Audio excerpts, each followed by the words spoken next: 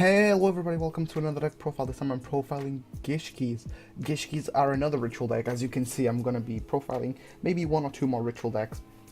Just because with the Dever rituals, ritual decks have become like really fun to play because they are more consistent. They can access their ritual boss monsters much easier.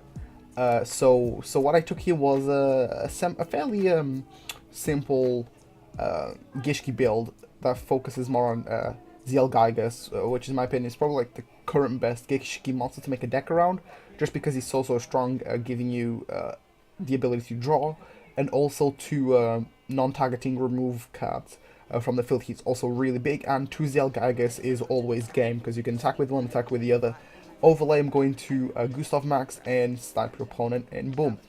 So the deck is pretty consistent, although I did have to add Rays of Greed, just because sometimes I was drawing like multiple copies of YGOPro when I didn't really want to, so like I can always shuffle them back and draw better cards like Salvage and Surface. These two cards just give the deck crazy amount of pluses and advantage, and generally you want to have in the opening hand along with GISHKI Shadow and GISHKI Vision, which are your two like most important cards in a deck.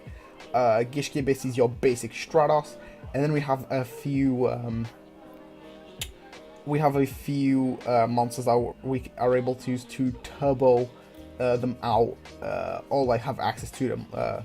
You know, we have Beautiful Princess along with Deep Sea Diva.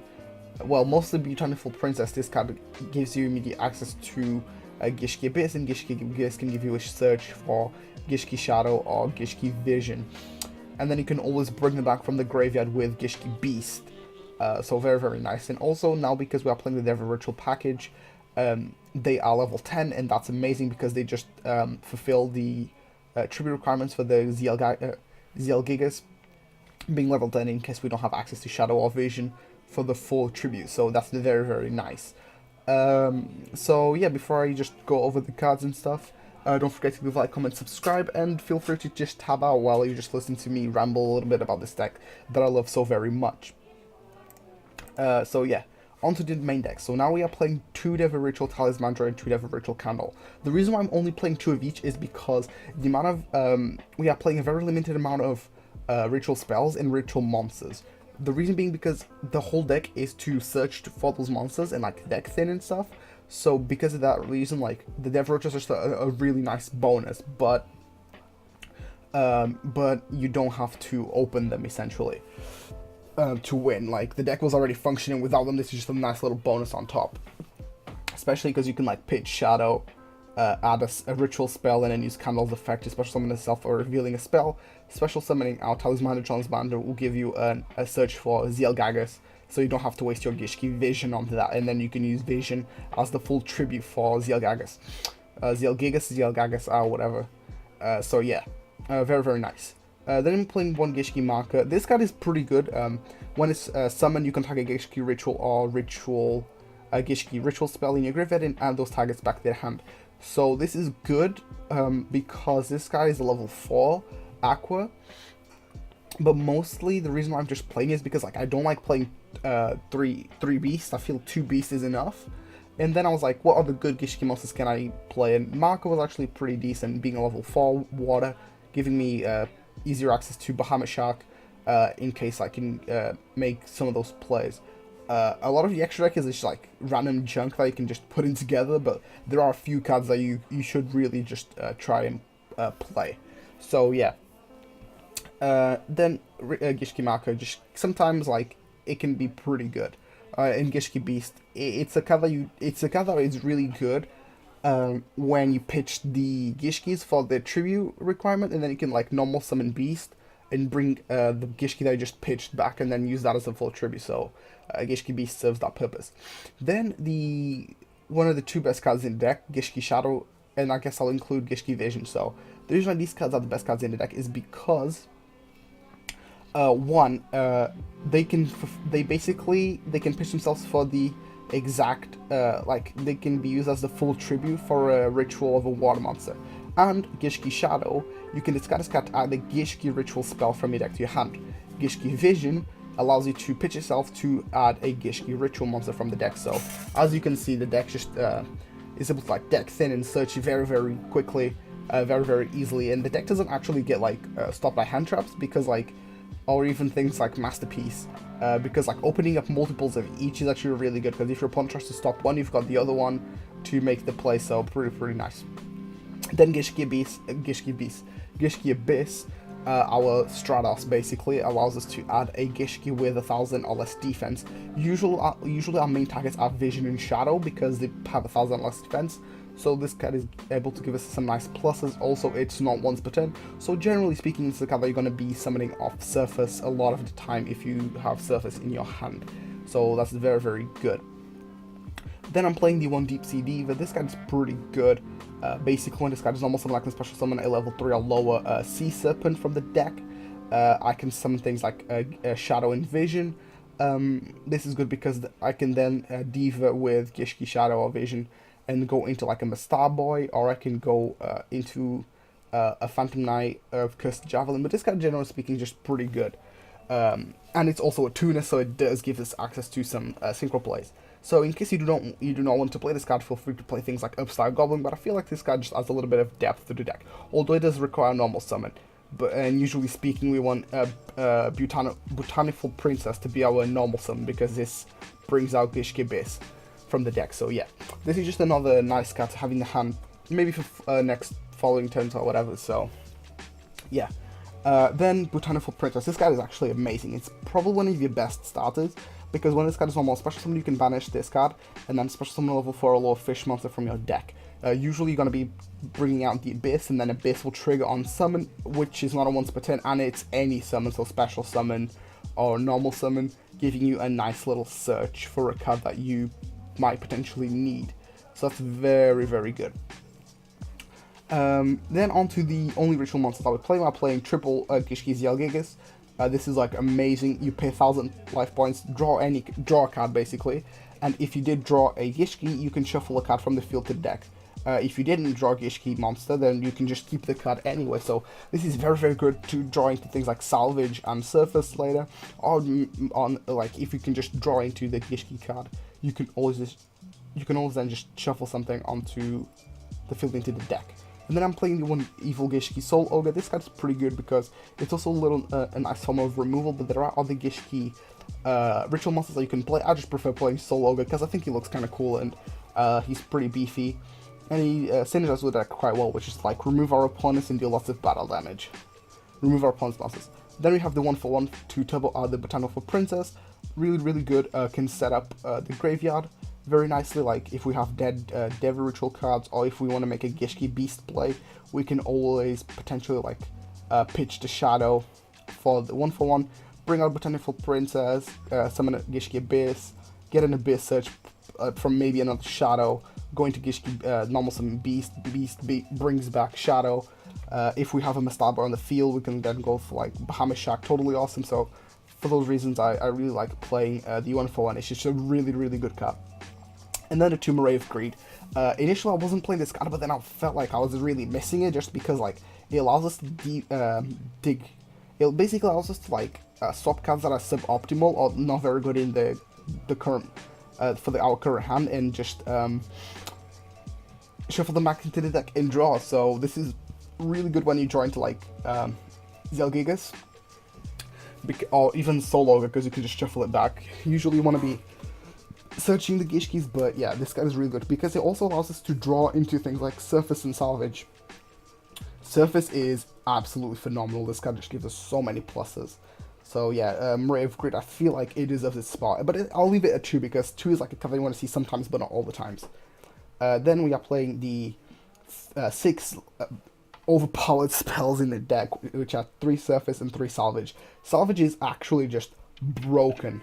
The amount of work this card puts in, being able to bring back a Shadow and a Vision that you just pitched for their effects, because it allows you to target 2 cards with 1500 or less attack in the grave and then add them back to the hand.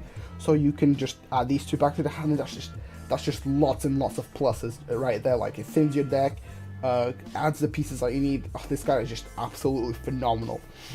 And then we are playing GISHKI Aqua Mirror. This card is also just really busted. Like in terms of ritual spells, this is probably one of the most busted ritual spells I've seen. Because basically when it's in the graveyard, you can shuffle it back into the deck and then return a ritual monster from the graveyard to the hand. And yeah, it goes back into the deck and gives you a ritual monster from graveyard to hand. So for that reason, this is why I'm not playing things like Preparation of Rites, because it conflicts with the already engine of the deck, which is the GISHKI Aquamira. Because Preparation of Rites adds a level 6 or level 7 or lower ritual monster, and it can add a ritual spell from the graveyard to the hand. But because our only ritual spell is, relatively speaking, rarely gonna be in the graveyard, and if it is, it's able to put itself back into the deck anyways. I feel like we don't really need it that much to play the prep. And then finally, also almost forgot, Monster Reborn, really good. We're able to bring back Zelgigas from the graveyard because it doesn't need to just be ritual summon. It can be ritual summon, but we can always just special summon it off other ways. So Monster Reborn is pretty good. And all the cards that we might have in the graveyard, those cards are also pretty good to bring back. Finally, I'm playing Designated from the Grave, just being a really flexible card, really. Feel free to play Ash Blossom, Ghost Ogre, but you definitely want to play 3 of some sort of hand trap. The 3 hand traps I recommend playing are Designator, Ash Blossom, and Infinite Transcience. Those cards are just really good. So whichever one you choose to pick, it's always a great option. For the extra deck is really up to you, but relatively speaking, you don't need to play that many extra deck cards. The ones that you should be playing though are the Super Dreadnoughts, Rail Cannon, Super Dora, and Gustav Max. Super Dora is really good if you're going first.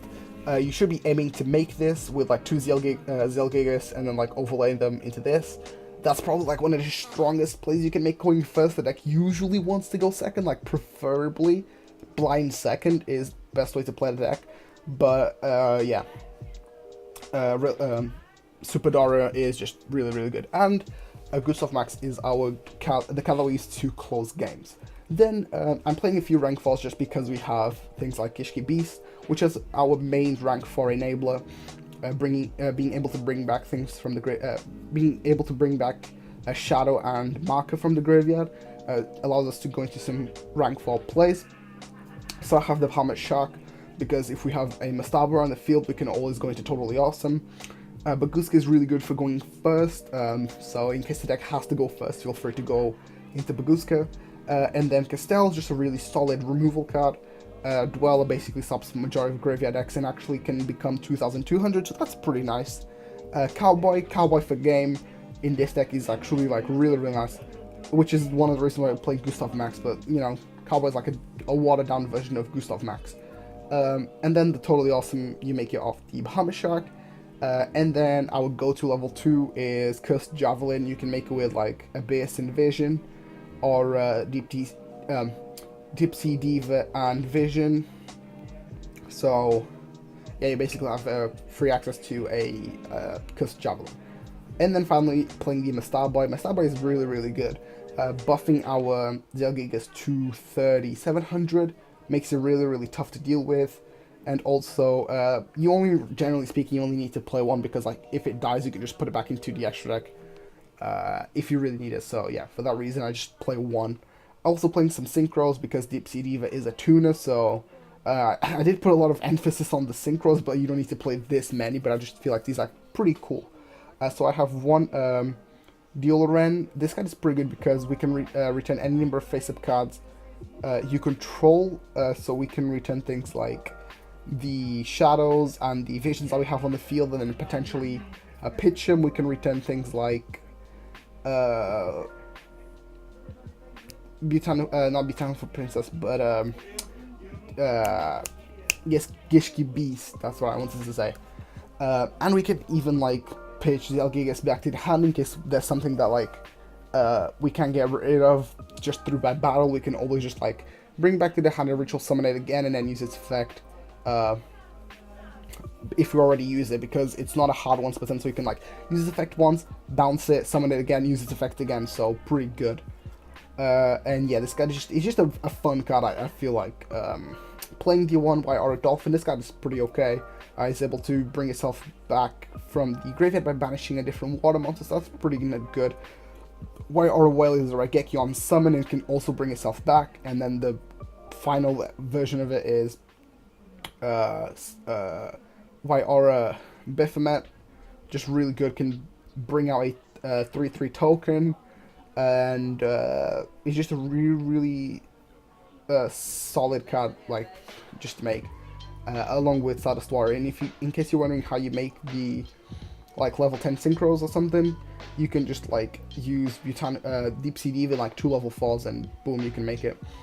You can always like use these guys and then climb into the other ones, because they become tuners when special summoned from the grave. So that's really cool. So yeah, this was just a nice little quick deck profile for you guys of my GISHKI build. I'm really enjoying playing GISHKIs. This is a pretty good time to play them, and I think they're going to be even better when hopefully Pendulum Magicians take a hit and all the decks get to shine a little bit better. Get to shine more even. So yeah, with that being said, I hope you guys enjoyed this video, and I'll see you guys in the next one.